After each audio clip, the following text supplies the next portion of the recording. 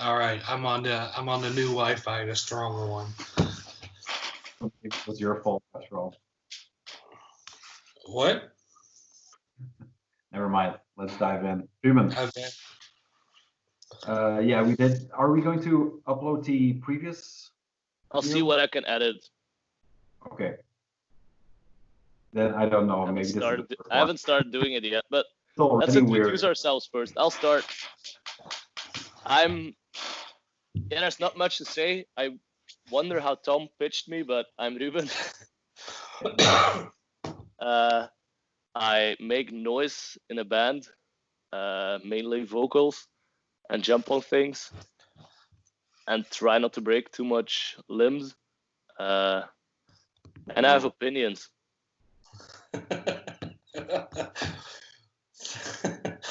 Fair enough. So, Rubben, this is Rienk. Rienk is a buddy of mine since, I don't know, a long time ago. When? I wonder when. When was it? 2008, I think, was the first introduction, maybe. Yeah, I remember the first time seeing you and giving you a hug was in Antwerp. A show in what was that little venue on the corner? Music City. Yeah, I think so. I think it had a different name though. The ceremony show? I think so. It's the first time I remember seeing you and already knowing you and giving you a hug, but I don't know how we first hooked up. There, so that's 2010. But I think Dan introduced us to each other. Gotcha. The myth. The legends. The legend for sure. He should be a guest too. He could probably gel with us. I got something I forgot to send you, Tom. I made that. Yeah. The ruins. Oh yeah, but anyway, it's still here in the corner of my room. With my results live at Roadburn, I guess. No, and Tom, who are you? Well, since this will be probably uploaded to the channel, I'll keep it very short. No, don't keep it short. We'll cut off from the channel as soon as possible. Okay. So this is mainly the introduction. I do white Filth vinyl mostly on the internet. I'm into some art stuff. I do two labels, Hypertension and Quadruppelke, which are dormant at the moment because I have a new kid that is like, I don't know, 3 months old. Yeah, I haven't had the chance to congratulate you on that in person. Thanks. So, congratulations. So that's mainly my focus, doing these videos, music videos, music history, I guess. I'm listening to black metal. That's about it. I'm drinking beer. Yeah, I'm sticking to water today. I'm sorry. Oh, you have a special as well. I just went to my parents' house to steal this. What? Not bad. Yeah, it's not bad. It's my second Orval in my life, so. I'm not much of a beer drinker, but I've started to appreciate it. What's that? See, I'm not much of a beer drinker, so. I am. Oh yeah, and I have a cat. Oh, hey, buddy. Hello. She's kind of hyperactive. She's been alone for a full day, so. Yeah. 15 times on Tuesday in one video, so let's try and break that record. What record? Of your cat coming into the frame. Crashing. Yeah, she'll do it. She'll do it a lot. Well, hi, I'm Rienk. I am a tour manager for a living. That's my job. I tour with bands. Sometimes I drive them as well, but sometimes I sell merch. Not my preferred job to sell merch, as anybody can attest to. And yeah, I just hang out. I'm not home that often, so I don't really have that many hobbies to keep me afloat when I'm home. But just hanging out with friends, cooking, eating good food around the world is pretty much my thing. Sounds like a good life. It's a Vice show, but a good one. Okay. There probably is a Vice show about a guy traveling around eating food. I really think there is. The dream. No, tour manager. Yeah. Bands such bands. What? Just dive in. What's the last tour you? The last tour I did before Corona hit was What's Corona? Corona. this little, yeah, probably some obscure black metal band by now. COVID-19 is death metal. Disclaimer: I'll try steering this away as much as possible from black metal. Rienk, your screen is frozen. That was my internet, you guys. Oh, you just switched places. Oh, really? Mm-hmm. My internet dropped for a second. I thought it was you guys, but I don't know what you heard and what you didn't hear. No, nothing. I just said I'll try to steering this away from black metal as much as possible. That's all I said. Okay, yeah, good. Because I have no black metal related anything today.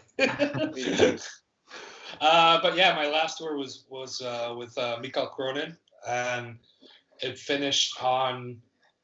The last show was February 29th, and I got home March 1st. And yeah, pretty much Corona hit a few days after. At least in Belgium it did. It was going on before in Italy.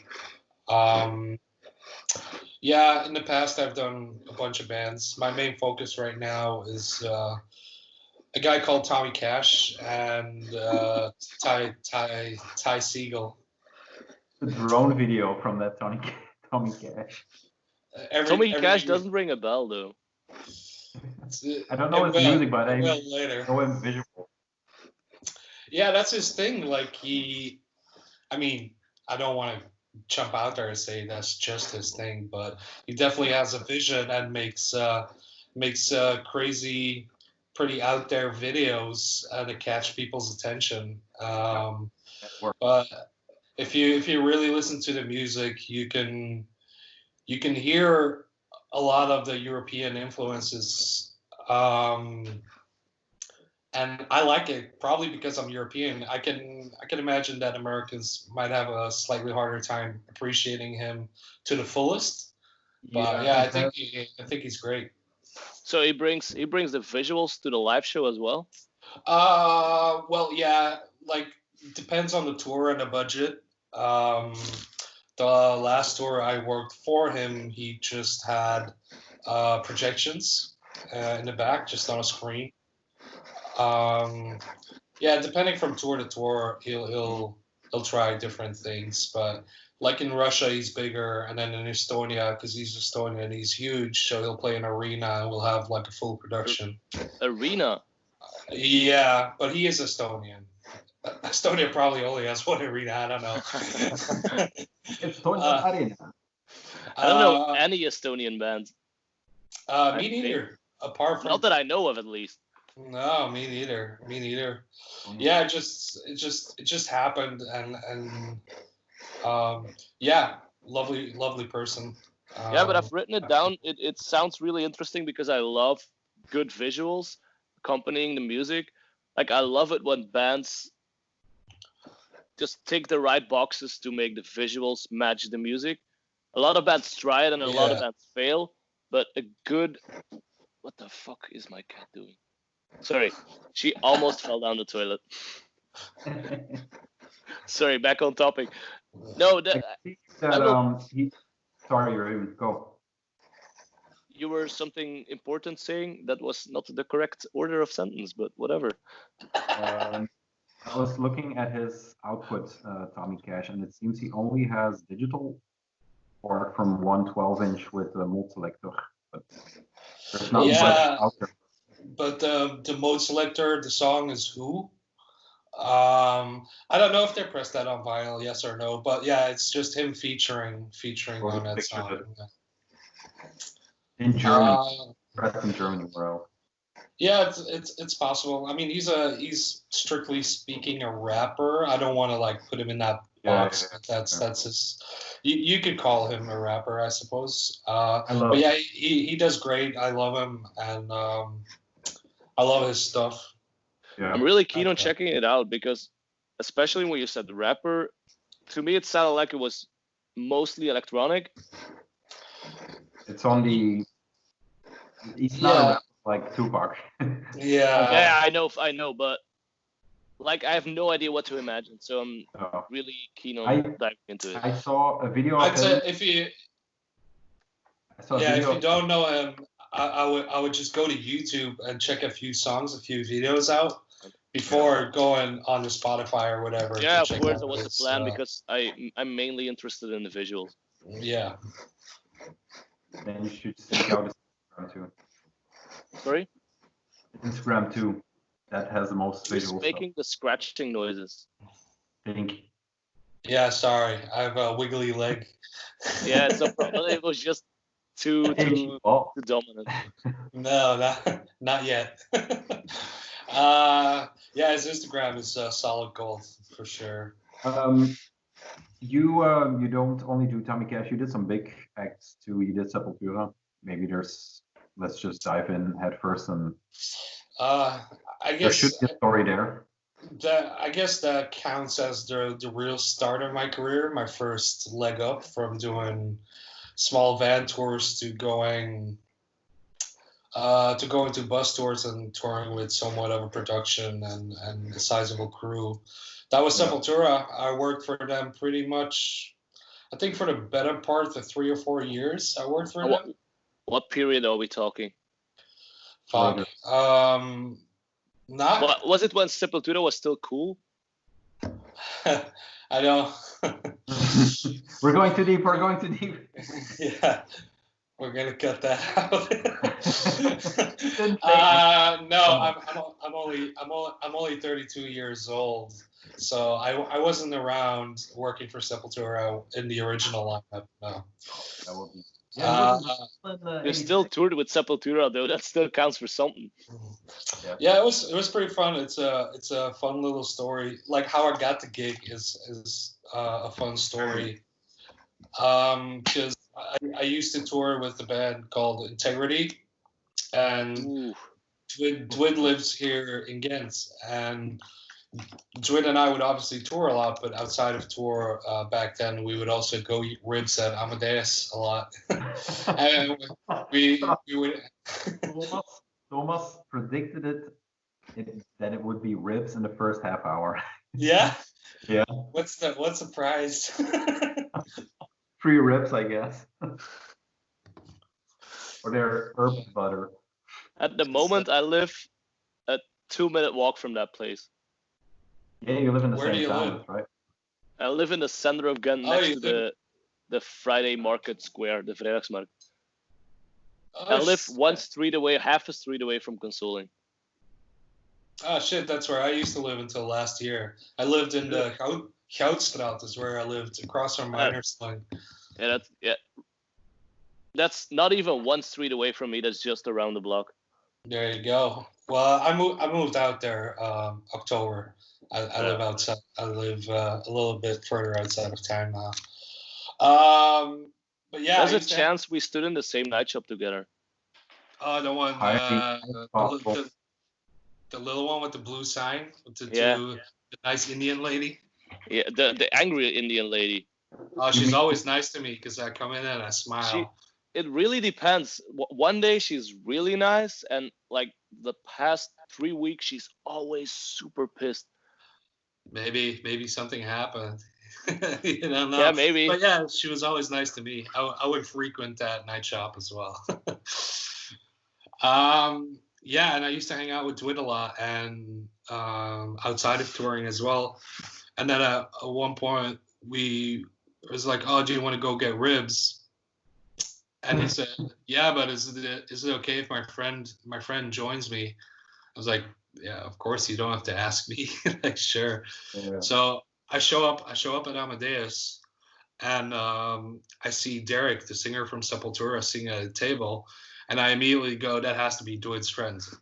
I didn't see Dwid anywhere, so I just walked up because I saw Derek 2 days before in Munich at a venue called the Backstage, where What a cool venue, by the way. Sorry for interrupting, but what a super cool venue. Yeah, it's all right. I like that place. And the guy who used to put up the metal shows there was always, I don't know if he's fired, but he's definitely not there anymore. Was super hospitable towards Sepultura, at least. And it's a fairly small. Sorry for interrupting. No, I mean, stating it was a small venue. Yeah, but it not has an interview anymore, so begin the discussion. It has 3 venues. So the big one is 1,800, I think. Okay, that's not what I mean by a small venue. Yeah, no. But I saw Daughters there. Yeah, the small one's like 350 or something, I think. Yeah, that's probably the one I saw the Daughters. It's also a nice one. It's always hot as fuck. And it's with a balcony. Yeah, that's the small one. Yeah. And the main thing I remember about that venue is almost getting kicked out 5 seconds after I walked in. Because I have the what's the word in English for? I just have the habit. I was searching for another word. I just have the habit of sticking stickers everywhere. Oh yeah. Especially in venues, and I walked in, I see this nice pole without stickers. I'm like, oh, nice. And the security, almost by my ear, pulled me out. Like, whoa, sorry, I'll just remove it. Yeah. So there's a no sticker policy in that venue. Yeah, if there's no stickers in that venue, it probably means they enforce some kind of rule. Because it's cool, but it's also a fucking dump. But I was at that venue a couple days before, because I was on tour with a band from California called Warbringer, and we made support for Sepultura, and that's how I just remembered him. And then we went out for dinner. Derek is vegan, by the way, so he's just sitting there having a good time with us. He's not eating ribs. We get to talking, and then we go out drinking. And Dwid's kind of trying to sell the tour managing job to Derek. Yeah. And I'm feeling slightly uncomfortable, but it's super nice from Dwid to do that. Yeah, but I can see why. But then we got really drunk.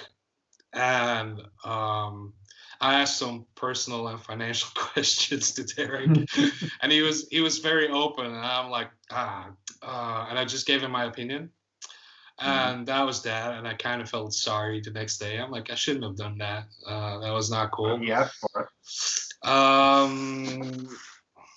No. So I'm gonna. It was a conversation. It was a conversation, but yeah. So continuing, I think a couple of weeks later, I had like an Instagram, a Facebook message. Did you know you were a tour manager? Yeah, because I met him a few days before, and then it was like this random sequence of events. Yeah.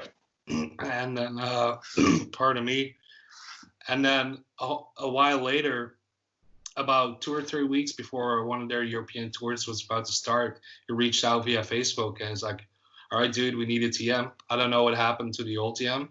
And he's like, are you up for the job? And I'm like, I'm up for the job. And they put me in touch with management. And that's how I got my first tour with Sepultura. So I pretty much owe Dwid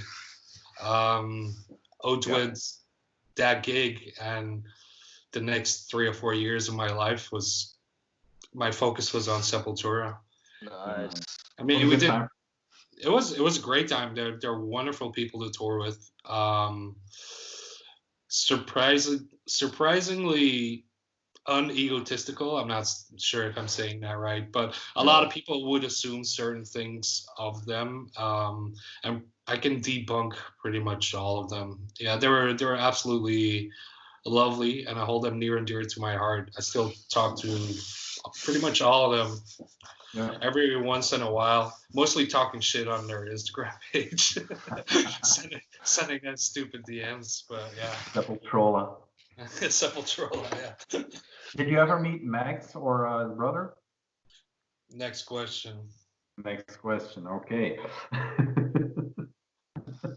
I'm gonna leave a heavy pause here and throw the ball to Rubben. No, I'm not editing pauses out. No. Awkward silences are the best, especially on Skype calls because you still hear the ambience. Okay, we did 5 prepared things each, so that should cover the first 100 episodes, I guess. But since we know the backgrounds, I prepared 10. Holy moly, I prepared less, way less. Because I thought we said 5 things that were recent that we were listening to a lot, and 5 things in general. Yeah. Then I also have 10 things. Yeah. I've listed up more records and topics because I tend to drift off. I probably won't. My knowledge is limited. I'm not. I guess. Who is the best first one? Who is confident? I'm not. Which section are we? Which section are we doing? Recents or? It doesn't matter. Just throw it on the table. We're going to talk about top records, right? Yeah. Okay, so let's dive into the section of this podcast. Then will be recent music. What we're listening to. Let's call it that, or what we're doing. Rotation is what the kids say. What we're listening to that is recent. Yeah. I limited myself to 2019 and 2020 because sometimes I come a little bit behind. I'm on tour a lot, so I don't always check out new music and then forget about it. And then I already have a question for you. Since you've toured way more than me, I've only done 3 small weekenders and 1 month-long tour. Do you listen to a lot of music on tour? Because I thought I would be listening to a lot of music on tour, but it's always so fucking loud in the van, and I mostly chose to listen to audiobooks or just podcasts because there's so much music on tour. The music's always playing. So I listened to 1 record, I think. Yeah. On the entire tour? Yeah, I listened to a few songs, but like a record that came out while we were on tour, a lot of records came out, but I only checked out 1. I've gone through tours where I've listened to absolutely nothing at all. Because you're just, I mean, it was a bit of a low point a couple of years back, but I definitely had a good 2 years where I was completely uninterested in checking out new stuff. Unless Tom said like, yo, this is a really great record and we're at Rubben, let's go watch them. Then I watch the band and I'd buy the record or something. Yeah. But I wouldn't be actively looking for new music. I had a few years like that. But I recognize the feeling though. I do recognize the feeling. I used to have like the iPod with all my music on. So I'd listen to stuff and then No, I'm coming back. I'm busy reviving this bitch. Mine is dead. But I wish I still used it. So, but then I'd get sick of everything on it, and then I wouldn't listen to anything for a while. So in my early touring days, I would just go through whatever I downloaded and put on there. Then I'm talking van tours, because on a bus tour, I don't have time to listen to anything at all, except right before I go to bed in my bunk. I always listen to Bubblegum by Mark Lanegan. I don't know why. Okay, cool record. I always listen to that record. Keep talking. I have something for you. Okay. But in recent years, I've switched to Spotify. I think like a year ago almost. So I've been a lot more active, listening to music as well on tour as well, and revisiting older stuff. But I recently got into listening to podcasts as well. I've never tried an audiobook yet. I'm interested in seeing how I would like that. But I like certain podcasts, but I can also only listen to them when I'm driving. I can't just sit here and do any type of activity. If it isn't cooking or driving, I can't listen to a podcast because I hate it when I miss something. And it fucks me up, and I'm too OCD. I know that feeling, but sometimes I just come home, or when I'm cleaning or cooking or doing the dishes, or just sometimes just lay in a couch and finish the podcast I was listening to while I was driving. Finish the podcast. So you just did. You just finished your podcast. What did you have for me, Tom? I didn't see it. Okay, so shorts. He's wearing shorts. That's not alpha. I'm a beta. Pink, since you're on a diet, I want to give you some incentive because I'm passionate. So I have this for you. Oh. But it's a lunch. Oh yeah, that's mine. 5 months and that's mine. I love these old school shirts. You know, I met Mark in early February this year, and after 5 minutes after meeting him, he asked me if I wanted to tour manage him for the next tour, the one that was supposed to start like a couple days ago at the Allman Brothers, I believe, because he was doing bubblegum with special guests and all that kind of stuff. I had tickets for that show. I was going to go to that. I went to the show when it came out. This is a tour shirt, so probably there's a year on it. 2004 in Ancien Belgique in Brussels. I desperately want that shirt. But yeah, that the first date on the tour. Yes. Well, due to circumstances, that tour never got 100% confirmed. Also, it's canceled now due to whatever's going on. But I was stoked for a minute. Yeah. Nice. Let's keep pissing around the pot. Oh yeah, that's right. We're here to do records. No. I meant the C word. Let's keep pissing around that. What, cunt? Yes, cunt is also with a C. It's my favorite word. What's C word if it's a between? The Rona thing. Yeah, sorry. Got Okay.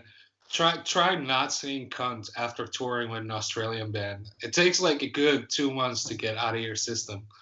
Yeah. It really speaks so smoothly though. Yeah. I've listened I've watched 2 Ricky Gervais specials and the old Ricky Gervais radio show he did. You could call it a podcast, and the amount of times he calls cunt in a minute, it's insane. It's amazing.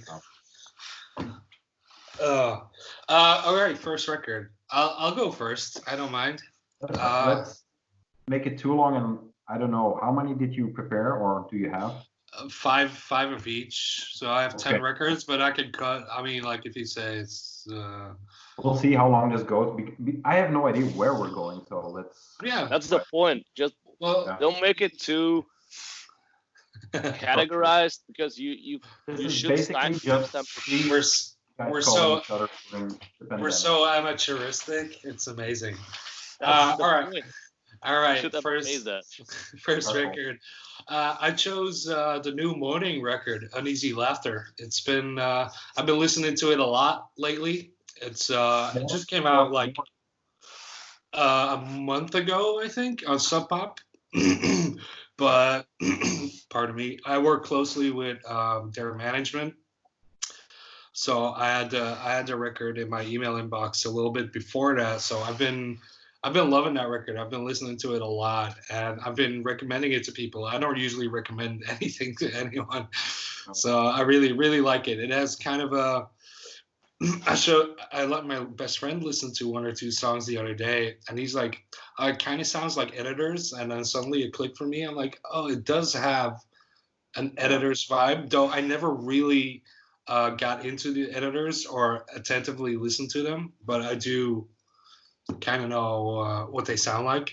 So I heard that, but it's a bit more upbeat.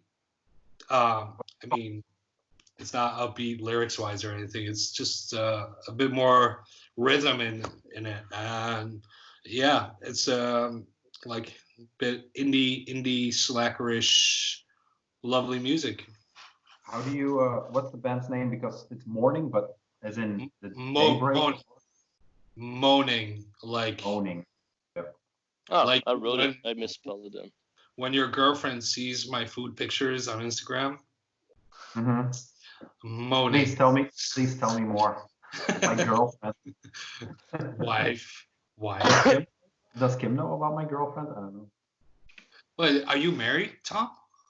We have 2 kids, man. We don't need to marry. So it's your girlfriend. Fuck you. Yeah, it is your girlfriend then. I asked her to marry me. She said no. So here we are. Nice. Sorry. Sad already. You can ask me. I'd say yes to you. We're married a long time ago. Thought we were married. Yeah, we too. This is turning into a fight pretty soon. This is Tiger King already. You don't live that far from me, so I can come get you.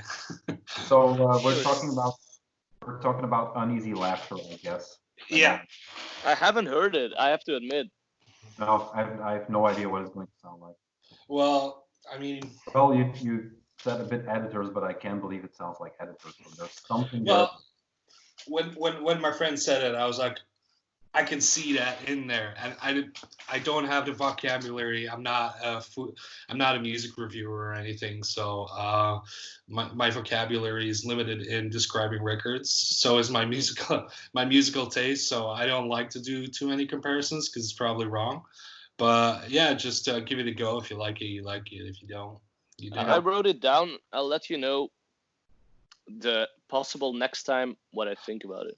But first, I'm gonna check out Tommy Cash because I really want to check that out. I'm pretty sure you'd love it. I love that. That's the first artist that was name checked in this, whatever this is. I'll go next. Going, yeah, around the clock. Right, Hope goes next. Okay. Around the clock. I'm next if we're going around the clock. Yeah. Go. Oh fuck! No, I just picked some records that were on heavy vinyl rotation, because I'm continuing on what Rienk said. I also have the same issue with. I had the issue with my iPod Classic. I listened to all of the music I downloaded and I got sick of it, or I was afraid of getting sick of it because I love some old songs, and I'm afraid I'll get sick of it. I will never be able to enjoy them again. And then the Spotify thing, it just suggests stuff, but my attention span is so limited. I keep returning to either podcasts or the same songs over and over again. So I'm actually really thinking of canceling my Spotify subscription. I think their recommendation is your startup page kind of sucks because no, the recommendations are good. When I check them, 70% of the time I like them, but it's just the thing. It's on my phone and it's half a second away from going to something I do know. Yeah. Okay. And it's just my attention span. I'm seldomly open to connecting with new things. So when I play a record, an actual physical record, I have to listen to it, and I take the time to listen to it. Okay. Because I'm a hipster and I live in Ghent, and I drink expensive coffee. And Orval from a not Orval glass. Cheers. No, I couldn't really pick one, so let's just go with this one because this is one I listen to a lot on Spotify. Can you read it? Yeah. Twitching Tongues. It's a live record from Twitching Tongues. I didn't know they had a live record. No, me neither. Yeah, it came out a week after I started really getting into them, so it was psyched as fuck. But I just recently, and maybe a week or 2 weeks ago, discovered this is not an actual live album. This is recorded in a studio with a bunch of friends. But it's kind of live, I suppose. Yeah, but it really sounds like a live show because Taylor, the vocalist, keeps talking to a crowd. He even mentions, all right, we lost a Rolex, some Ray-Bans over here. If they're yours, come get them on the stage. And I know the live songs on this record better than I know the studio versions. All right. In the middle of the record, right before the the end of the A side, there's just a silence, and he returns like, "Oh, I'm sorry, I was taking a piss," and then they constantly start the intro from a familiar song, and the crowd start chanting along, and then they stop playing it and play a completely different song, so it's full of trolls or something, but you can hear the crowd yell. That's not a crowd, it's just their friends, but whatever. You can hear them yelling. Sorry? Is he wearing a cape on stage? Yeah. Yeah. Yeah, but just for the intro. So it's a Dungeons and Dragons project. I like that. I did not know that, and it instantly makes me like them at all. They, like what Tom said, when they walk on stage, they have this, and their music has the same thing, this raise your fist, tear your shirt, and just wreck shit vibe. And when he walks on stage, there's only this classic thing, the one spotlight thing, and he's wearing this, I think he made it himself, cape, like with gold and glitters and shit. Rienk, are you still there? No, he's gone, man. You didn't hear your Cape Talk. Damn, this is Cape Talk 2020. Rienk, what was the last thing you heard? I think I lost about 10 seconds of that conversation. The last 10. I'll just start over. When he walks on stage, there's this classic one spotlight on him thing, and he wears this costume he obviously made himself, like this cheap ass mask he made of cardboard. And he raises his fist. He has the mic stand and everything. And then the intro finishes playing, and you see him having way too warm, or he's way too hot, and he just takes it off. And they didn't even finish one song with the costume, and I loved it. And Rienk is gone again. Again? Oh no! Whoa, you were standing really still. Holy shit! That's what I do, man. I gotta be invisible. So that's why I love that record. They're just I wasn't mouth breathing or anything. Yeah, I was watching you. Like, either he's dead or his screen froze. I was like, oh my god, I still see and hear them. That's the same face I had when you were talking about what the new record was about, just spaced out. Wow. All right, Tom, what do you got? Okay. So the main thing during the day here is to keep everything and everybody as chill as possible. So including myself and my head in this period. So I listen to Jag Boys by Travis Scott a lot, actually. Nice. It's a record that wouldn't, if you look at my online behavior, it wouldn't fit the mold, but it so does. It's on Spotify. It's just digital only, and it's Travis Scott. But yeah, his crew, Jag Boys, whatever you want to call it. Crew is probably not the right word. Yeah, it really is a cool song. But it's a complete album, not just a song. Really? Yeah, there's 7. Because I know I've been listening to it on Spotify, so. Yeah. I was painting Mimi's bedroom, and it was warm there, so I was looking for something, and Spotify just recommended me this out of nowhere. So they did a push somehow because they came on the top, and that's usually U2 stuff, but no one cares about U2, so just clicked it, painted the room, and when the room was finished, I was addicted to the record. So I don't know, still listen to it. It's great when you open the first beer at 5 o'clock and start cooking. I've never given him a chance, which is stupid on my end apparently, because I'm pretty confident if you like something, there's a chance that I would like it. Yeah, but I can say for sure I like this better than, I don't know too much Travis Scott, but I like this better than everything I heard, because this is more guest oriented. It's like a mixtape, but very, very smooth. And I discovered. Sorry, Tom, for interrupting. No problem. I saw him once, but live, and that's what made me triggered. Looking this up, I guess. This is what we need when we're talking Travis Scott.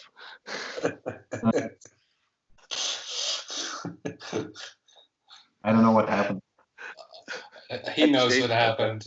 I rearranged the room. Okay, cool.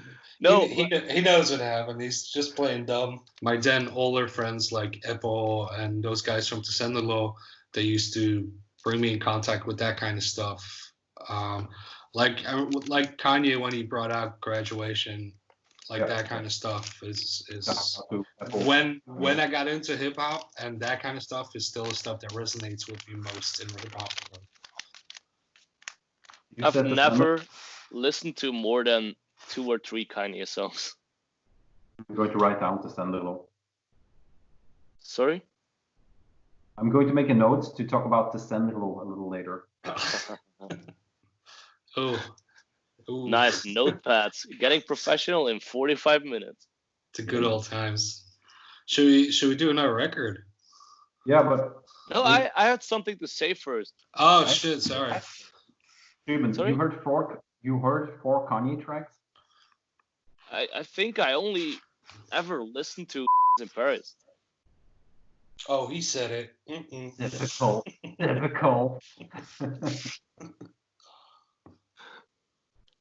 Let's talk about that later because I haven't thought about that realm of podcasting. Yeah, it's or that one.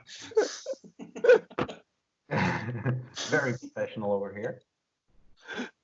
We never claim to be.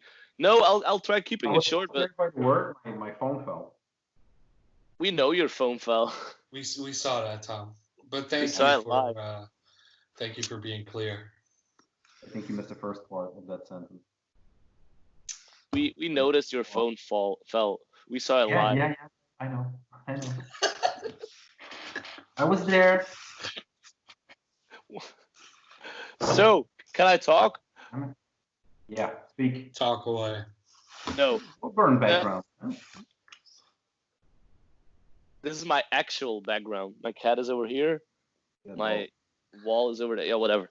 No, the thing I was about to say or wanted to say for a while was that the thing I love about, or not love, I respect about modern hip hop, let's call it modern hip hop then, the younger dudes, gals, whatever's. After 2010 maybe, or later. But not thinking in time frames, just the releases done in hip hop the last 5 years are they're walking away from the concept of an album. They dare release single after single and just work from single to single. Maybe it's because they're the biggest genre in the world right now. Maybe it's that, but they dare only release 2 songs and give it a promo campaign compared to what we would do or what I would do for a full album. I think that's just what the music industry has come to over the years, especially in big music, big money music. It's not so much album based anymore in those kind of realms as it is in more underground kind of trying to build a career kind of stuff. You can also see that they move in a mainly digital direction because only a few of the there was a period in the last 3 years that all major hip hop albums would just come out as bootlegs on vinyl and not just an actual release. And if there was an actual release, like for example, Watch the Throne, which was the album for maybe that year and the year after, that came out on a bootleg, which is impossible to buy, and the official one is even more impossible to buy. So it's that they miss out on that cut of the budget, but I don't know why they only do digital. The money is not where it is traditionally in those kind of that's not even what I was thinking about. I know that's most of the story, the new music industry or whatever, but I'm always trying to think of new ways of releasing music. And I have quite a few ideas, maybe a little too much, but I'm not saying I want to change the game, but I want to play the game with the extra rules I've written. They don't have to be the correct rules, but I want to make up some new rules and try how people like that. I mean, being creative is in the end what you're doing. You're being creative, making music. you might as well be creative in presenting that to the audience, whichever way that might be. So I applaud that kind of stuff. Like I just read today, for instance. Sorry to diverge again. I was the idea of podcast. I was researching one of the records, one of the labels of one of the records I had on my short list here, and I saw that I read an article where Ty Siegel is one of my bosses that I work for, released 2 7-inches and had kind of a 3D cover. Remember the old 3D glasses you get with like the little dinosaur books and stuff? He released a clear red and a clear blue 7-inch. And if you held one of them, one in front of your eye, and you looked at the cover, you got that 3D effect. Oh. Yeah. And I was like, first of all, that record's probably 10 years old now. You're talking about Fuzz, right? Sorry? You're talking about the Fuzz 7-inch? I don't think it's the first one. I don't know. I can Google it. Well, if you guys start talking at one point, then I'll find it. But I don't think it's the first one. I've written it down. And I just thought that was such a cool little thing. Yeah. He and other artists do cool stuff like that all the time. I love that. But that was the first time I saw that, and I thought that was really, really awesome. So like stuff like that too. Obviously, there's already like, it's not just like, hey, like an Instagram post, a creative Instagram post. It's already like a physical release, but still, it is. It's still cool. It just simply blows. Can you pull it out? Yeah, that's the one probably. Yeah. It's the Ty Segall Mr. Face EP double 7-inch red and blue. Yeah, that's the one. You got it. That's the one. What year is it? That's always a problem, man. 2015. Oh, so it's not 10 years old, but still. Problem is, I bought this at the Muziekplatform on their tour, and they were all out of 3D glasses, so that's not in here. Well, there's no 3D glass. You hold the record. You look through the records. I'm so stupid, man. Now we'll look at your cover. Yeah. Holy, after... Because they're clear, they're translucent or clear, whatever you call them. Let's try to mimic that. It's impossible, man. No, you put it to your face. But you got to do it. You're not going to be able to do it in front of the camera. One in front of one eye, one in front of the other eye. Yeah, it works. You're doubling up, but yeah, pretty much you get the idea. So yeah, I thought that was really cool. Yeah. Of course he has that record. Yeah. Of course he does. Of course. You don't have it? No, I don't have it. So I cut that out. No, seriously, cut that out. It's not public knowledge for anyone to know. I didn't even catch what he said, so. Okay, but yeah, don't call me out. But yeah, it's something like that. What was I gonna say? I was gonna say something I forgot. It doesn't matter. Who did what was the last? Who did the last record? Say that again. Who did the last records? Maybe we can just go to the next one. Twitching Tongues was the last one, or did you do one? No, the Travis Scott one. Travis Scott. Okay, so I'll do another recent one that I've been listening to a lot. I'm kind of doubting if I should out myself as the pop fan I am now, or I wait one more record. Doesn't matter, man. Fuck it. I'll do this one first. Porridge Radio, Every Bad. Yeah, so the first time I heard about this band, I thought this was the worst band name in the world. I'm like, Porridge Radio? It just did not make sense. It's grown on me by now, but it's definitely, it's I don't a even know how strange to band name. like that. Porridge. I know what it means, but I'm not. Porridge is I know. like oatmeal kind of, yeah.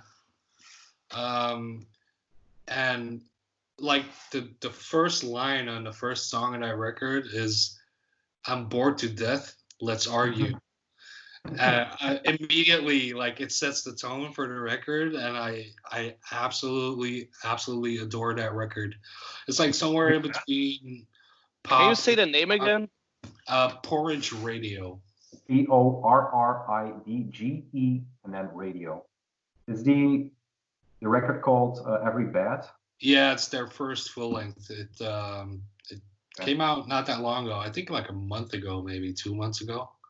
Final sold But out. they're from Brighton, and I would love to work for them. I really like them that much. But yeah, it's somewhere in between pop, indie rock, and like sometimes it even has like full on stadium rock kind of moments. Like I could definitely see parts of certain songs be like an arena going crazy. So yeah, it came out this year on Secretly Canadian, which is a lovely label. I love Secretly Canadian.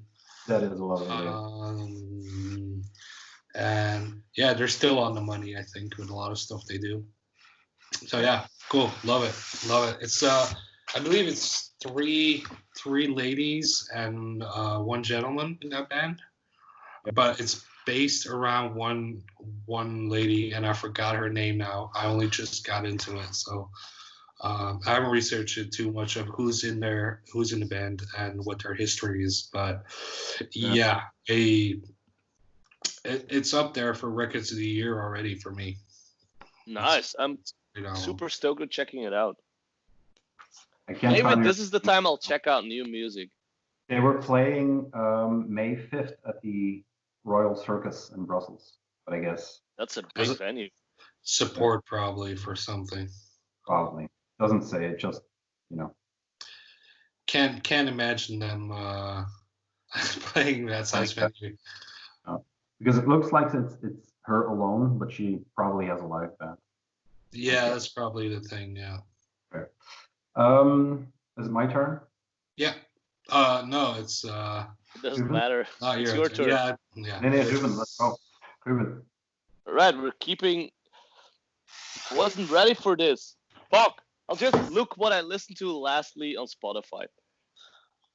Because these are all records. No, it's hip hop again, and it's Dutch. It's actually from Maastricht. No, Geleen in the Netherlands. I used to get my wheat there. Sorry? I used to get my wheat there. Really? Yeah, it's really not far from Hasselt. No, Skeer and Boos. And it's this. What are they called?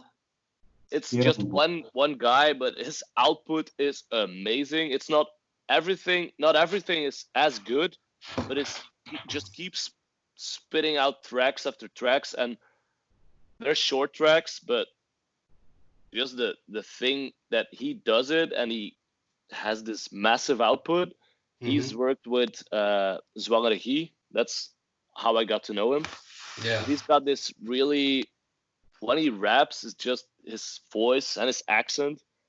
Can you spell it out? Skeer $. Skeer as in SKEER. $Key. Like the yogurt. Skeer like the yogurt. Or like the poor in the dialect. Yeah, it's not coming up.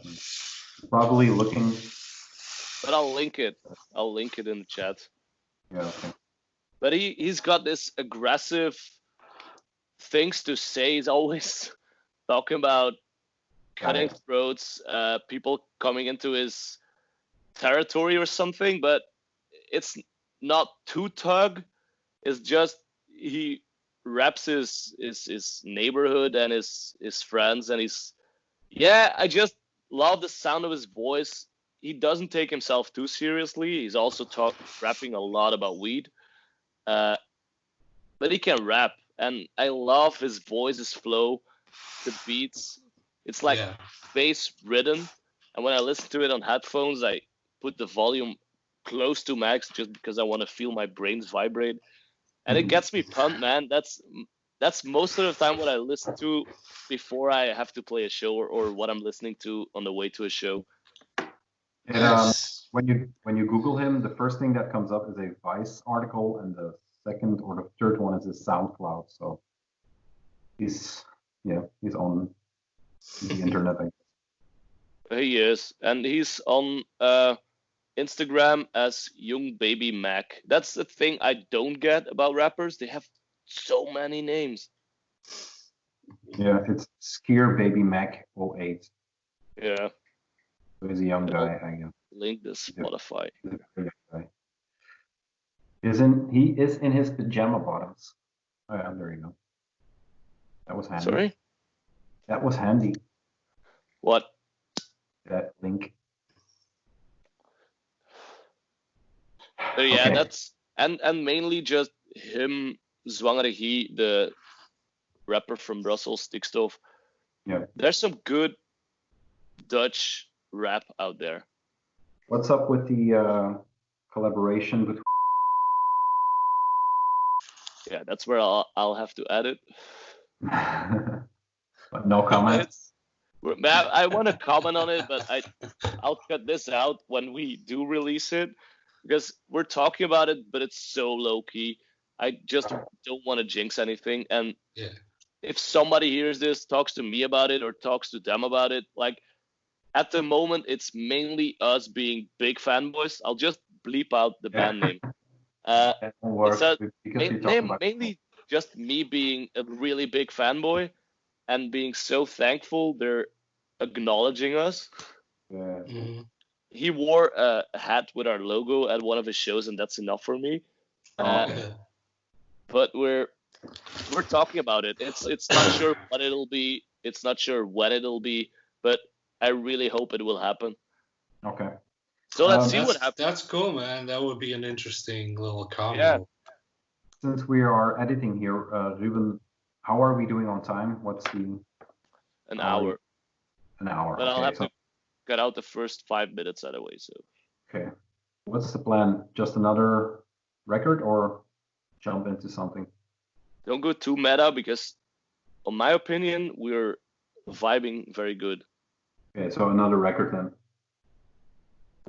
Here Or we go. another story, or another hot take. Yeah, but every time I ask for a hot take, we need to. Sorry? I don't even know what a hot take is. That was the only thing I'm steering away from.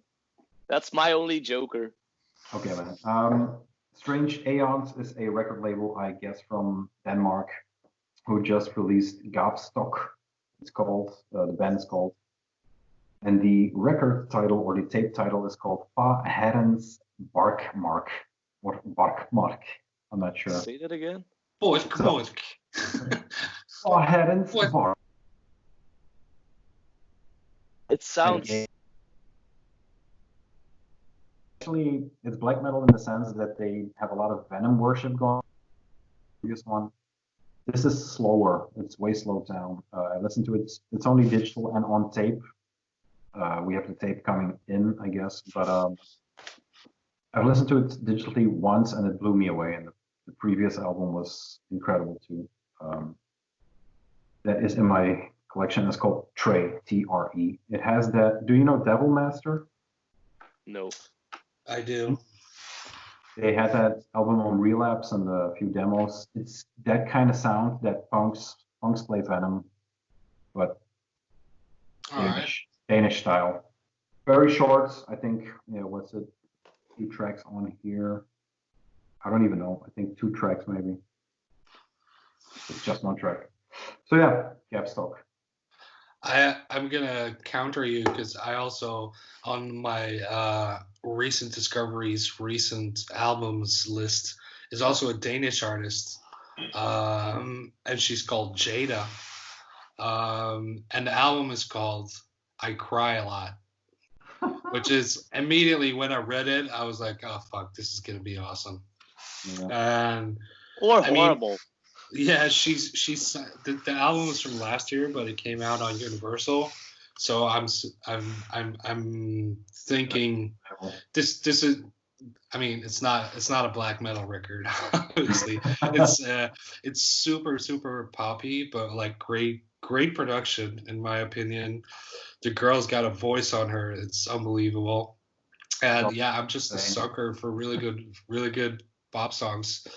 And yeah, I watched some live videos of her that were pretty good. A friend of mine recommended her to me because I asked her, well, what are you listening to? The song Nudes. I checked out the album and I kind of fell in love with it. And that's the one I've been listening to the most in the last 2 or 3 months. Yeah. It's like when I'm sorry? The album dropped in January and then she has a new single already. I think the I Cry a Lot albums from 2019. No, it says 20. Well, final release maybe. Maybe On the Verge. I don't know. Yeah. But yeah, I think Universal might be pushing her because obviously it's very poppy and very pleasant to the ears of the masses. So there might be money and force behind it. But yeah, I just happened to. She's also Danish, so that's why I wanted to counter you with that one. Absolutely great. Nice. I have a lot of pop things on my to listen list. I got a few from the 5 heavy rotation ones that are not recent. Oh no, it's actually not poppy at all. I kind of opted out of most of my poppy shit I listened to because I didn't want to go too poppy. Doesn't matter, man. Let's talk about the gazelle in the room. What's your favorite Belgian pop gazelle? Ooh. We're not in that section yet. Oh no, okay. That's my heavy rotation for eternity section. No, I'll talk. I got Really? We all love Angèle. I don't. Because she's so good looking, but you shouldn't love someone because she's good looking. No, but I really want to like her music as well because it's so much on the radio. I kind of like her personality, but the music, I can't listen to it. I love it. I'm not exaggerating, and like it's probably my most listened to artist. But I think I can see why. So? I don't know. I just love it. Just love it. I don't know why, because I feel like this record, Brol la Suite, it's basically a re-release of the regular Brol record, and it has 6 extra songs, of which I believe 4 are originals. And then there's like an orchestra version of Tarène, which is my favorite song by her. And then something else. And I don't know where I was going with this, but yeah, the production on that, the lyrics are very clever. My French is by no means perfect, but she talks a lot about feminism, but in a good way. She talks about dealing with her newfound fame. It's a very clever record. I think there's some really good songwriting on there. Though I do find some parts in some songs to have repetitive noises, like keyboard noises, that I'm like, oh, I kind of heard like a version of that sound in another song. I have noticed that, but apart from that, it's all winners. Give it another shot. It has to come in at the right time. No. Yeah, maybe. Yeah. But I love it when I'm more keen on checking out an album when someone pitches it the right way. Like when you just say, "Oh, it's super dilly fragilicious." Yeah. Nah. Yeah, I definitely sometimes I don't listen to stuff because of me being stupid and judging certain Mm-hmm. people by what I've might or might not have heard about them or what I think they stand for or whatever. And then it turns out I'm wrong. Sometimes I'm also right and I might still like it. Like I don't know, sometimes I just don't give people or bands the light of day while I shouldn't judge anyone before I've given them a chance, but it's a human flaw, I guess. Yeah. Sorry, Tom, you were trying to say something. Yeah, that disappears with age. Yeah. Does it? Yeah, it does. Yeah. I think it goes out together with your ego. I'm only 14, so. Yeah, that's true. There you go. I've had years where I had a rule that like I'm not gonna listen to it if you have a shitty band name. And there's a fair amount of reasonable bands out there that have a really shitty band. Yeah, unless it's a really, really bad band name. Like King Gizzard and the Lizard Wizard is a really bad band name, but it's a fucking good band. Holy shit! A good band name too. I don't like the band name. It's way too long. I like it better now because I know them and I listen to their records and I like them, so it kind of smooths out the band name thing. I was reading Hummel today, an older one, and there was a band in there called Fix.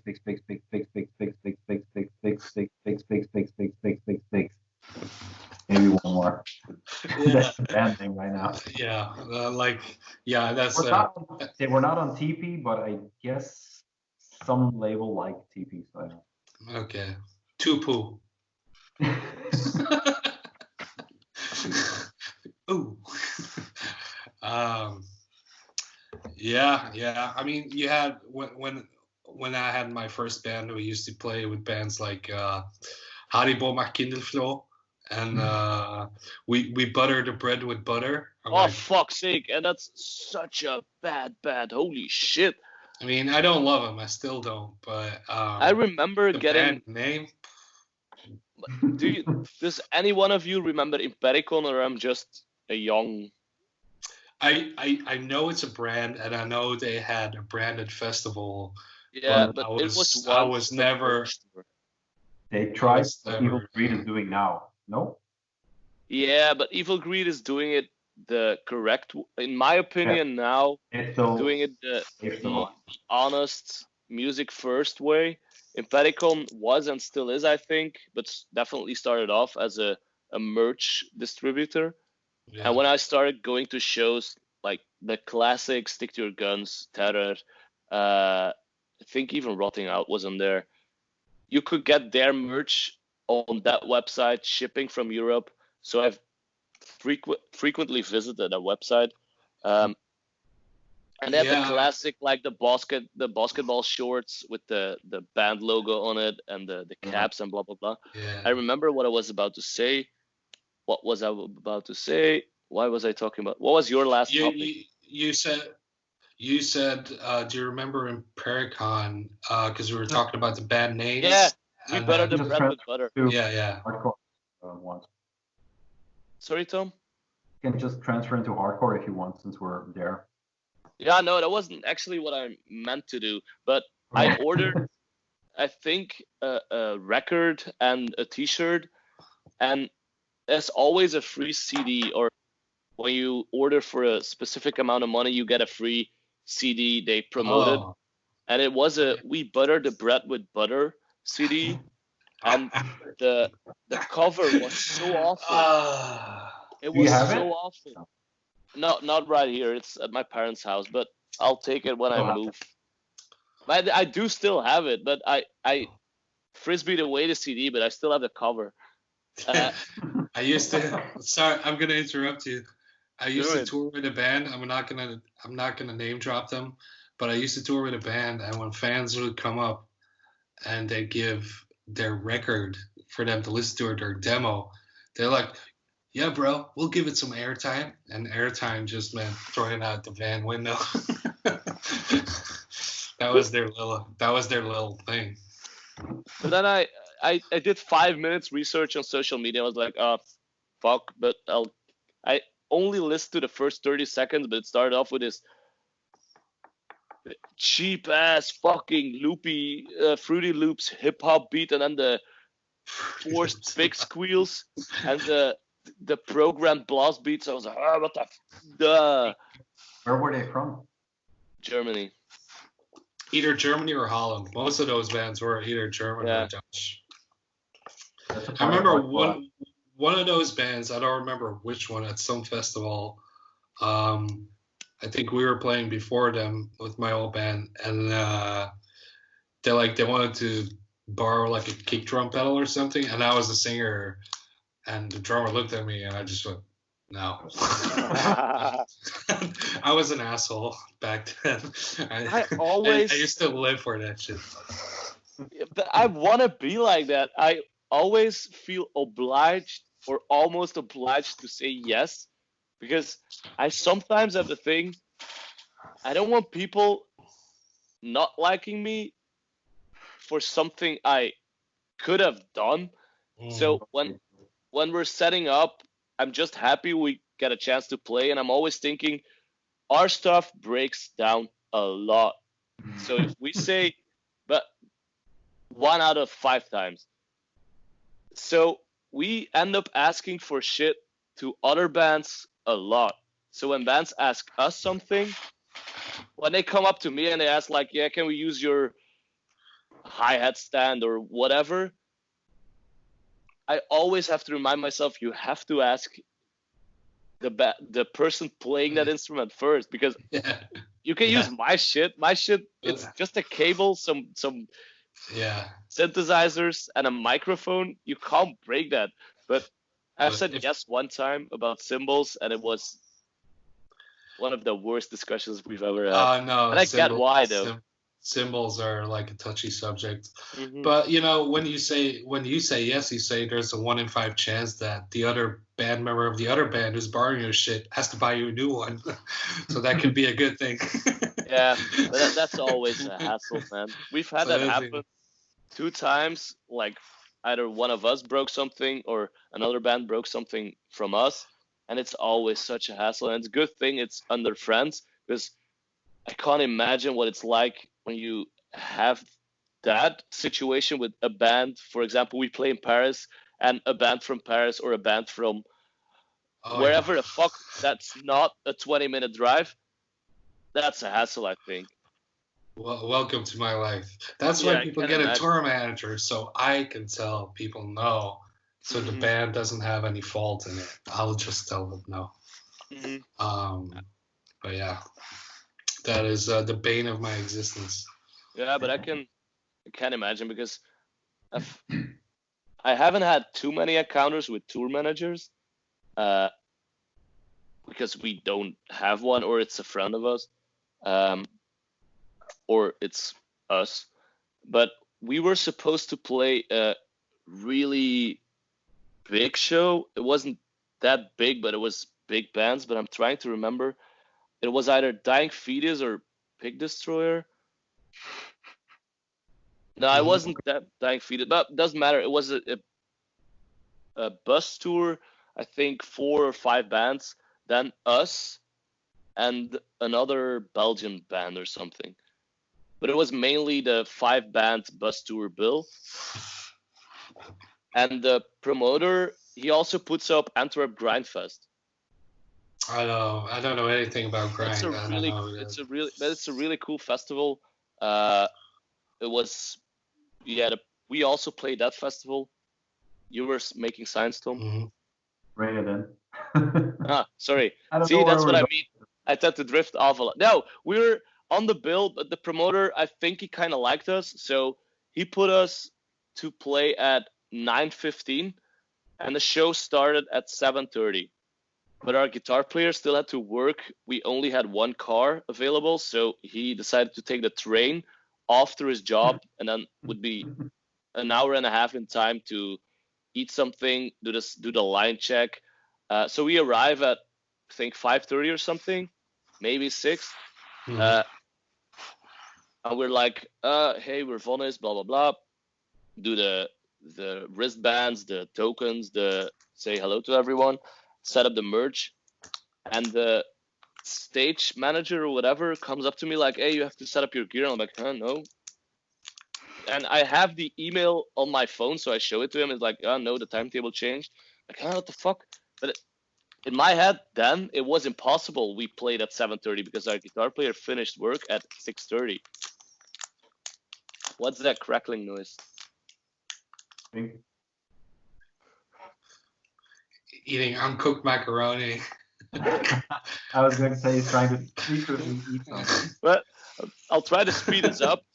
I'm like, I don't want to get pissed, but I'm like, who decided this? And I can't reach the promoter. Then I find out the promoter is at another show he promotes. I'm like, what the fuck is this bullshit? I try calling Maxim. He has to hurry up because we do want to play. I'm not skipping that show because some stupid shit. And then after we played, I was so pissed off. It was actually a really cool show, but nobody saw it. Yeah. And the people that saw it, I kind of angried, or no shame, whatever. Did Maxime make it? Yeah, he did make it, and he arrived 2 minutes before we did a 30-second line check, and I started playing. What's weird, when you were telling the story, I imagined it was about Niels as the guitarist, Maxime. No, it was about Maxime. It was one of the first shows with Maxime as well. But we finished the show, and then I go outside to smoke a cigarette. I deflect the sound guy. I crushed my own microphone. I crushed my own cable. I always bring my own gear. And he starts hassling me that I broke his gear, but I'm like, I told you I brought my own gear. I might have thrown a speaker, but whatever. So I just run outside to smoke a cigarette. And I see people arriving. I know, not personally, but I've seen them at our shows. And they're like, hey, what time do you play? And I'm like, what the fuck? We just finished playing. And they bought a 20 euro ticket to see us. And I'm humbled when somebody is willing to pay 20 fucking euros to see us. Of course. And I'm not claiming we have fans or anything, but it was at least two people who paid 20 euros to see us. They were bummed out. I think they checked the first band after us and then went home. So I'm keen on finding out whose fault it is. I find out it's the tour manager. Was like, how come the local band is playing in between the lineup? But he got the same email because I see him in copy at the email. So he knew that. It's just a power move. Yeah, and I go up to him and I'm calm. I know myself. I can't have a civilized discussion when I'm fucked up. Yeah. So I try try finding out why he decided that without letting us know. I know why. If it's a five band build and a lot of them are sharing backline and they're too lazy to haul it off stage and put it on stage again. I mean, I can imagine all of that. I mean, I also get it. But to be honest, talk to me.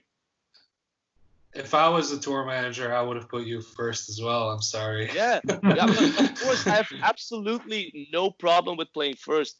The thing is, we organized ourselves to play at that time.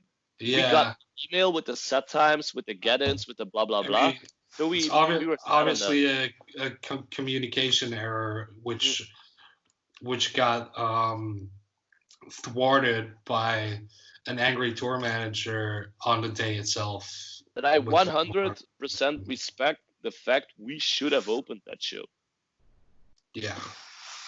We should, and I wouldn't have had any issue if we were opening that show. It's just, maybe it's the promoter's fault. Maybe it's the combination of, maybe I should have reached out like, hey, is this really the case? But it just happened, whatever. Sounds like everybody's at fault a little bit. A little bit. I don't really matter, actually. Yeah. I have two ways this thing can go. We can either just do one more record and then call it quits, or since we're into it's a hardcore record, or we can talk about trash talk. Let's stash trash talk for the next episode. Good. Oh, I don't see any problem Are with we- just drifting off. By the way, are we talking trash talk the band, or are we trash talking? We'll save the trash talking for next episode. But Yeah, let's do that. I want to talk record. I want to talk records too. Yeah, just I brought it up because I know we saw them together at Tesla. We even saw the Living Room show in Ghent, and they have their they have their 5-year Babylon celebration tonight. So. Oh really? Yeah, they survived, I guess. I'm super unaware of it because I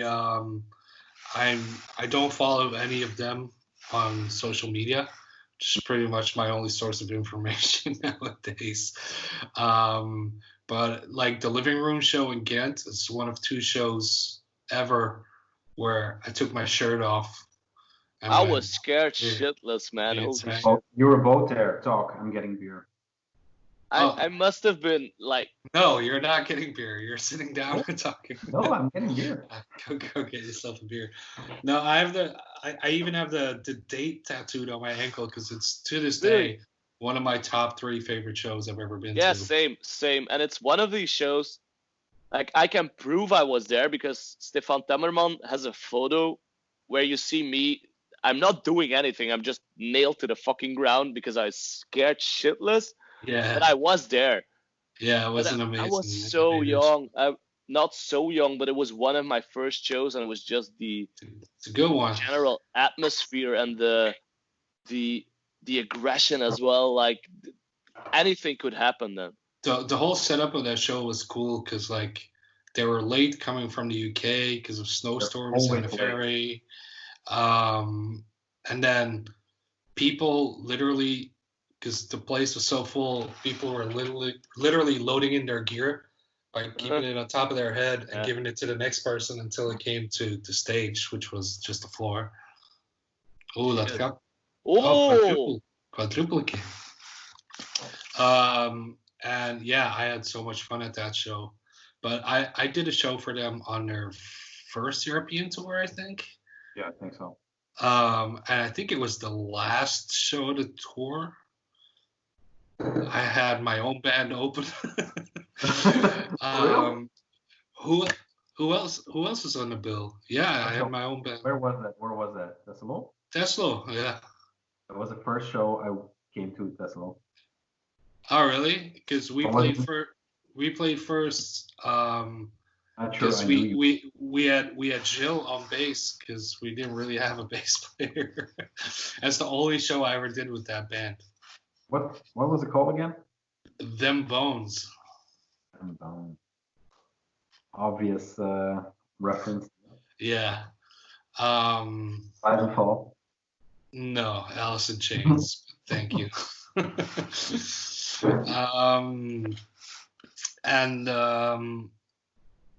Yeah, that was a fun show. I just remember better. Sorry. Oh yeah. Better, man. Sorry? I don't know what you did, but that's 10 times better. My screen goes away. Yeah, keep your screen. I was looking for a new background, but pull the resolution up. But yeah, that show. Better put it up, man. That show was cool too. I remember introducing curry ketchup to the drummer, and he almost tried to kill me. He's like, "What the fuck are you trying to do to me?" It's better than regular ketchup. Have you heard a story about Wu-Tang wanted to kill the cooking staff at AB? What? Say it again. When Wu-Tang was playing AB, it wasn't the podcast and stuff like that. They thought they were trying to poison them. I've heard this story. Yeah. No, I haven't. Yeah, they were going. They were cooking. Yeah, they were blowing too much weed, I guess, and they were going to eat. But then one of the guys suggested that the kitchen was going to poison them or trying to poison them. So they had to scrap all the food, probably dealt it out, and then went to get pizzas. But they went to a local Italian pizza joint, so they had pizzas for everyone. They didn't trust them because they weren't American pizzas, I guess. And then they went to Domino's, and that was okay. I remember because I think the tour manager was a really young lady. I don't know how she ended up on that tour, but she was she was kind of caving under the pressure. I believe that must have been a tough tour. Yeah, man. How does a lady manage Wu-Tang Clan on a European tour? Strong just like a man. A man. Yeah, I know. It's all the same. That's hard for everybody. That's what I mean. Yeah, I definitely have 2 more records I definitely want to talk about. Dive. Was it my turn or was it your turn? It's the Alpha's turn. Mine? Yeah. Okay. So since we're talking hardcore, let's dive into Ikulu. A band from New York, I guess. Rubben, you might be... I'm not all too familiar. I know what you're talking about, but... I don't see they were going out with Candy, so it's that neighborhood of new hardcore, the 7th wave of hardcore, I guess. They have an England Live at the Graveyard or Live in the Graveyard demo put out, or a digital put out, and they have 2 7-inches and a tape. It is that early Brooklyn hardcore worship, but there's some leeway in there. There is some, I don't know, there's a lot going on. Some Chromax. But they haven't had a full length yet. I'm trying to look up more info. It's on Triple B, so. Well, everything on Triple B. Triple B. Triple B is such a good label. Do you have Triple B? Triple Beef? No, I haven't heard that name in a really long time. I remember like almost everything they've put out in the mid 2000s. Every kid that was 14 to 16 had a band shirt on, and the back print was just a huge Triple B logo every time. They popped up when they did the American Art. But now the last 2 years they have been blowing up. They're one of the 5 records labels, hardcore wise. And they have quality stuff from Mind Force. Have you checked Candy, for example? Yesterday. There you go. That's a Triple B thing. Wait, I think no, I checked them out. It wasn't called Candy. It was a 1-word thing. Drain is what I checked. Holy shit, man! I was about to talk about that record right after Thomas. Oh, really? Holy shit, man! Well, we'll get into Drain then. Sorry, I was just so pumped because I discovered them like 4 weeks ago or something, just through Hate 5-6 videos. And then Spotify suggested them to me after the Rotting Out record came out. It's on the same day. Holy shit, man! What a cool vibe. It's been a long time since I've 2-stepped in my own living room. Wow, definitely been a long time for me. I haven't listened to the record. I probably won't. Drain. Talking about California Cursed by Drain. Yeah, California Cursed by Drain. I haven't listened to the record, and I probably won't. But I was on YouTube, and it was like, you have like this top 8 of videos you should watch or something when you open the homepage. And one that was the 856 video, some show they did last February. Yeah. At some festival in a skate park, I think.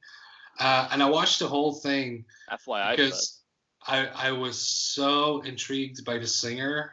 Actually, the whole band. The first thing that struck my eye was, sorry to not talk music, and I'm going to talk characters for a second. We talk about everything, man. Fuck music.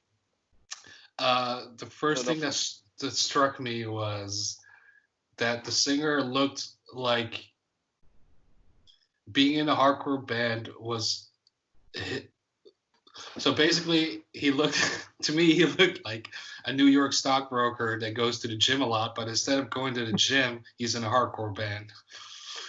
That's pretty much what it looked like, with like a house on Staten Island or something. But it also looks like they're having so much fun. They do, and then the funniest thing I noticed after that was like the guitar player looked like such a hesher. So the combination of those two, I was like, oh. And I thought the bass player just looked like me if I would play in a band, if I would play bass in a band. I just thought that was a funny combination of characters. But I loved I love the vibe of that show. I saw. I mean, I went through it. It wasn't.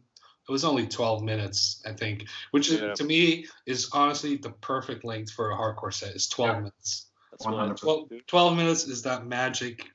I'm dead after 12 minutes. Yeah, exactly.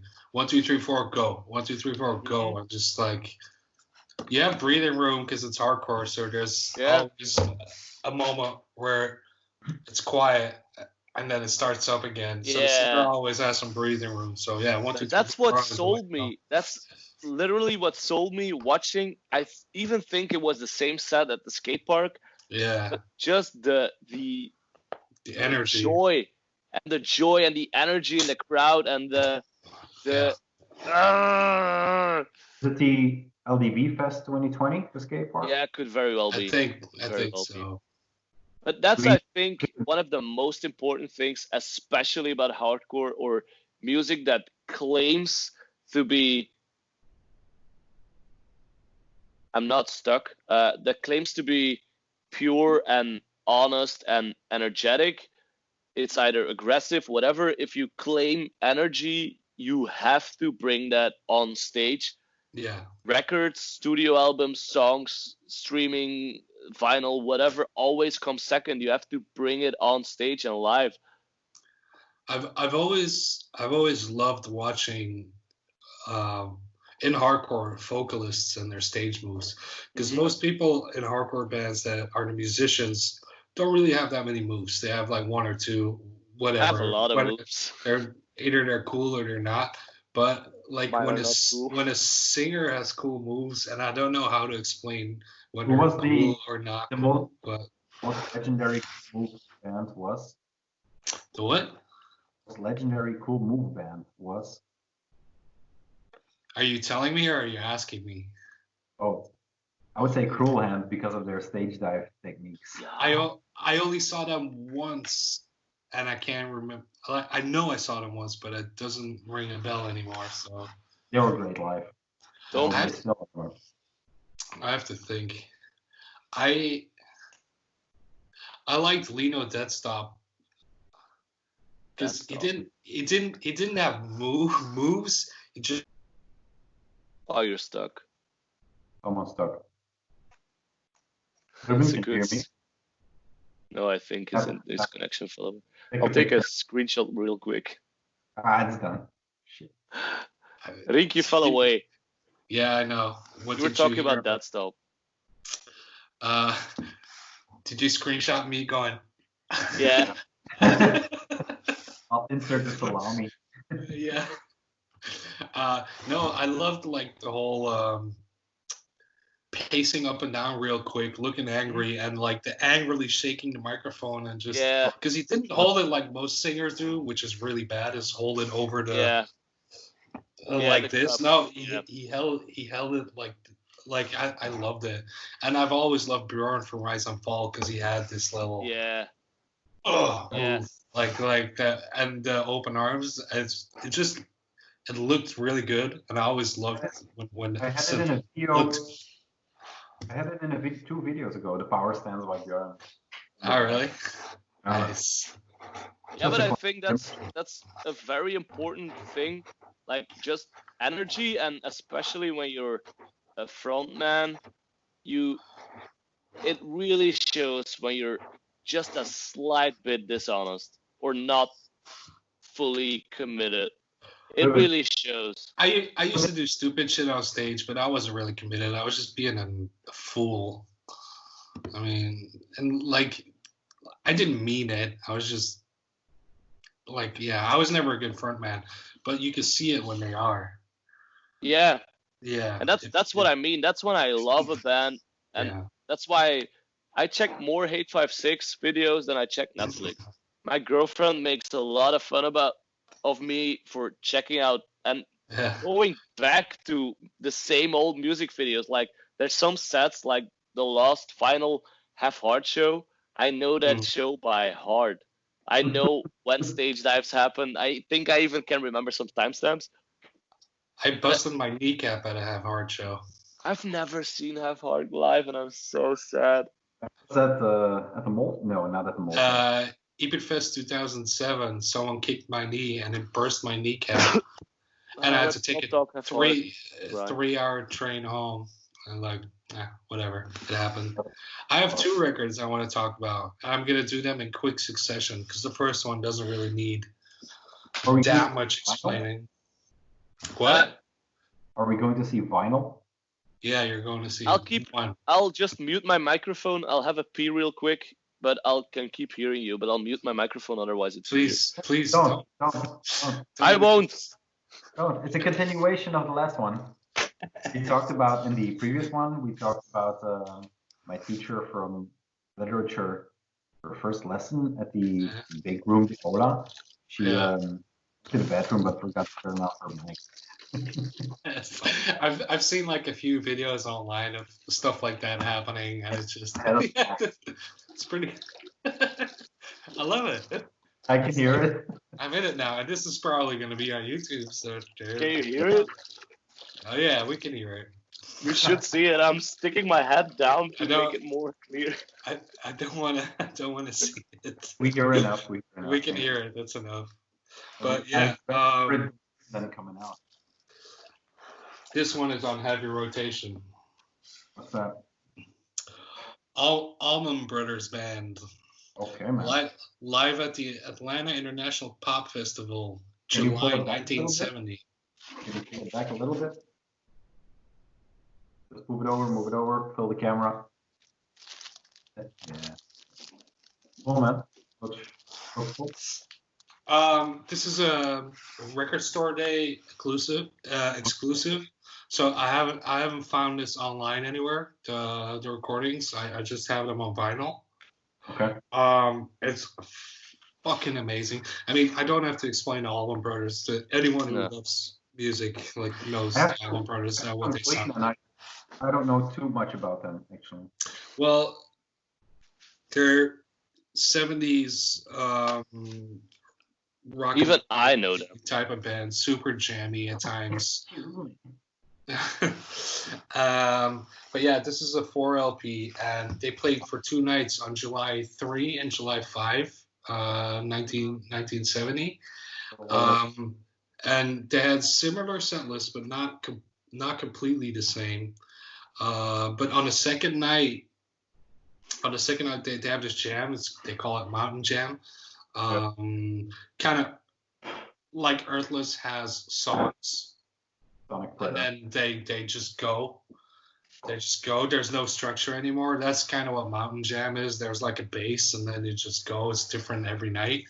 But the second night, they had Johnny Winter come out and play on Mountain Jam. So that's definitely my favorite part of this whole record. But yeah, the sun has been out for the last week, so I've been on my terrace a lot, and this is what I've been playing. Like, sun's out, like just dream about being on a road trip and listen to this stuff. It's absolutely amazing. And I bought this in Groningen, across from the Vera. Yeah. You have a really good record shop called LP, I believe. Yeah. And so yeah, this is number 4,719. Record Store Day exclusive, and it has an 8-page booklet with photos and an essay. Yeah. That's a very nice record for Record Store Day, man. Yeah. I'm going to look that up. I only paid $50 for it. Only paid $50. I mean, it's a 4 LP. Holy shit! Okay, yeah, that 50 is reasonable. Right. You were going into Succession. So. Oh yeah. So the last record I definitely wanted to talk about was not in detail or anything, but just it's been on heavy rotation for quite a while. I tour with Ty Segall, and that last tour we did in 2 vans because we did the residency shows where we played like 3 shows in a row in the same venue, so we didn't need a bus. So I'm driving. We're doing this long drive, and I have Ty in my van, and he's letting us listen. It's the first time I heard the new record, which I've just been told is coming out in August. Yeah. And Ty casually told me, it's like, I have a new band with Brian Chippendale. I'm like, Sorry, I'm enthusiastic. and he casually told me he has a band with Brian Chippendale. It's like, do you want to listen to the record? I'm like, yeah, of course. So I listened to it in a van. I'm like, it's kind of weird. I don't know if I like it. I'm like, it's cool. And then it came out, and the project is called Wasted Shirt. Wasted? Wasted Shirts. Great name. Like, and the record is called Fungus 2. I don't know why it's 2, because it's their first thing they did together. But yeah, it came out on Famous Glass. And yeah, Brian Chippendale, of course, of like Black Pus and Lightning Bolts, for people listening who don't know. Yeah. And it's basically a mix of Thai and Lightning Bolts, but then And space. And is it out yet? This is out. It's on Spotify. Alright, that's the first thing I'm checking. Yeah, it is. It's amazing. It's really, really amazing. And I didn't think I would say it, because first time I heard it, I was so like,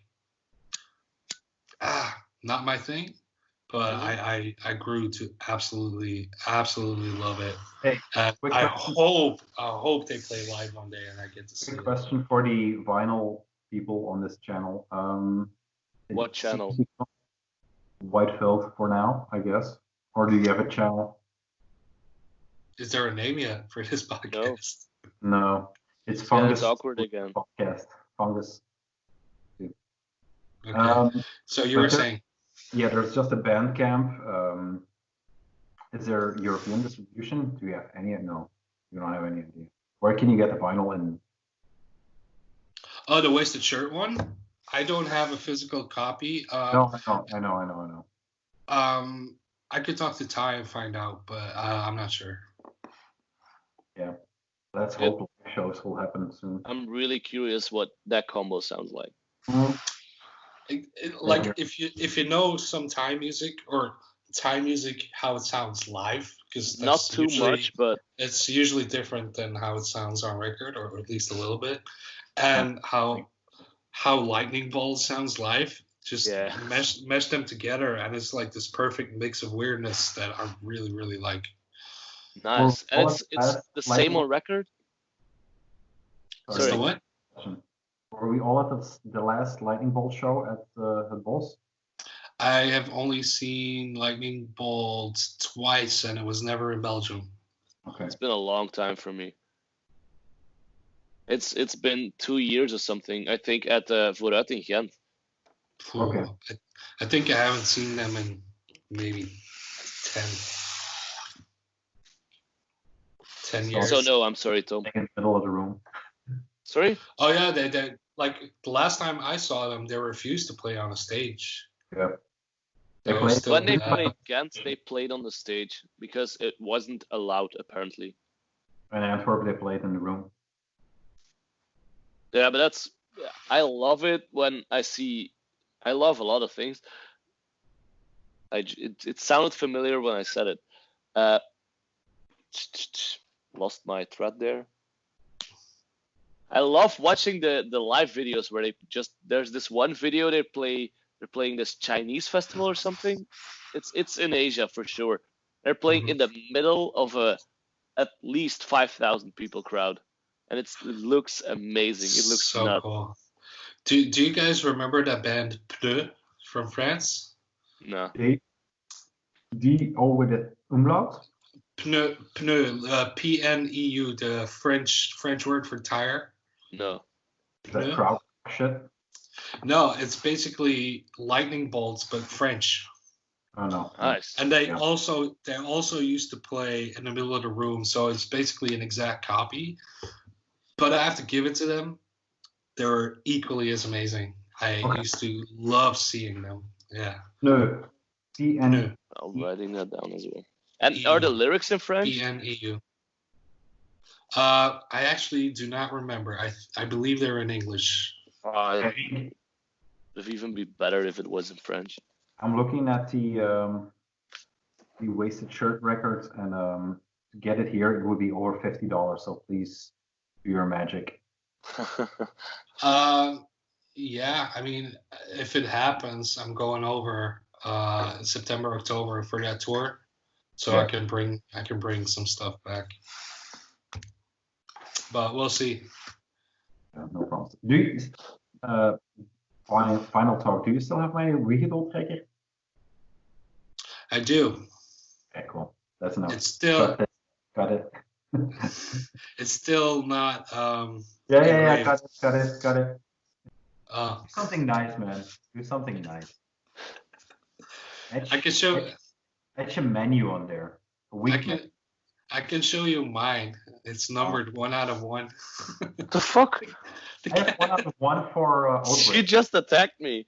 Yeah, she needs attention. I have a 1-1 for Outbreaker, a record.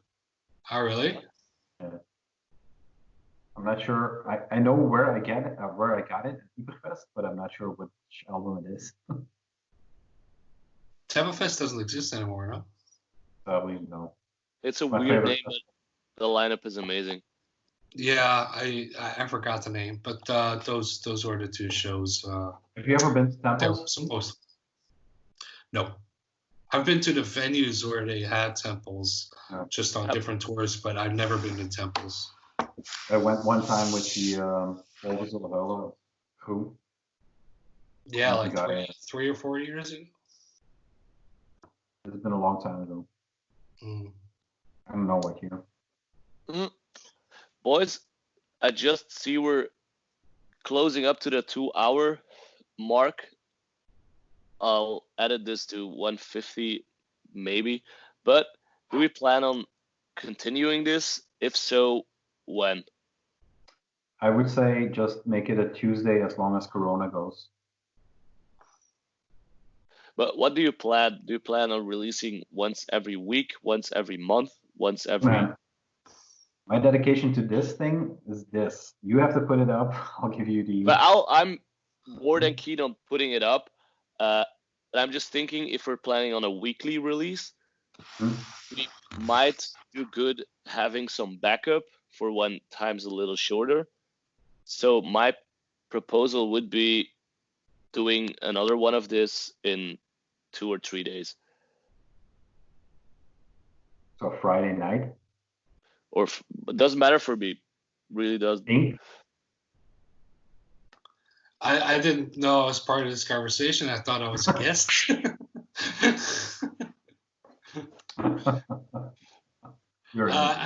This was fun. I don't mind doing this again. How many persons can we get in here? How many people? 8, but that'll be a little chaotic. I think 1 extra is the max. I'll talk to Don. So this is the crew and then guests. I'll talk to Don. Yeah. I'm gonna ask my neighbors tomorrow if I wasn't too loud, because I know their bedroom is right next door and they're still working. So I'll ask them tomorrow. Otherwise, I might have to do it earlier or go upstairs. Earlier, I can do it upstairs. But, early is also possible, just because I have to move the sheet. Because I have these noise canceling headphones on, so I assume I'm talking very loudly. So same. But I'll see. Sorry? Nothing. Soulwax. I didn't catch what you said. The Soulwax reference. Things dead again.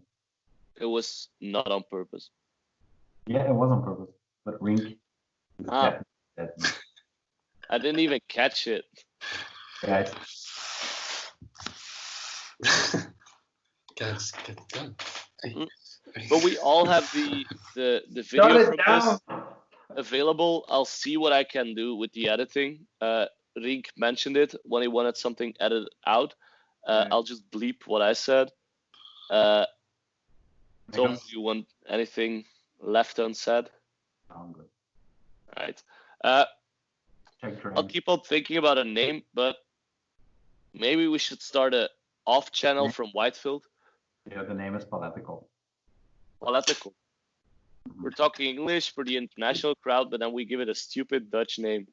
Yeah, that's like playing in Vonnis. I was just kidding. Vonnis sounds cool in English, though. Yeah, Political too, yeah, Political. Can't pronounce it in English. Meer stoepen Political. Topping 2. We'll see. I'll think of a better one. Hey, Rienk. You see that that Instagram account, the sticker yank stuff? The what? Send me an Instagram account with the sticker yank. Oh, the CT memes thing. Yeah. But they have a sales page too where you want to order the stickers. They have a pin now from Shopping 3, the old logo. I want that. Shit. I didn't order in the end because I'm just like, why am I wasting money? Like, I'm not working right now, so I shouldn't waste money. That's why I said. I just bought these bad boys. Rienk, to the Amara Mount mask. We talked about the last. We talked about those ones in the last episodes, and in the last episode, and you have to watch this one. That's a demo. Rubben poured in a Duvel with taking the glass, putting it over the bottle, turning it upside down, and just slightly pour it out, and it was a perfect Duvel. Yeah, it was really perfect. I've seen people do that in a bar, and I'm always like, I could never pull it off properly. But it was the first time I tried it. It honestly was the first time I tried it. My father told it.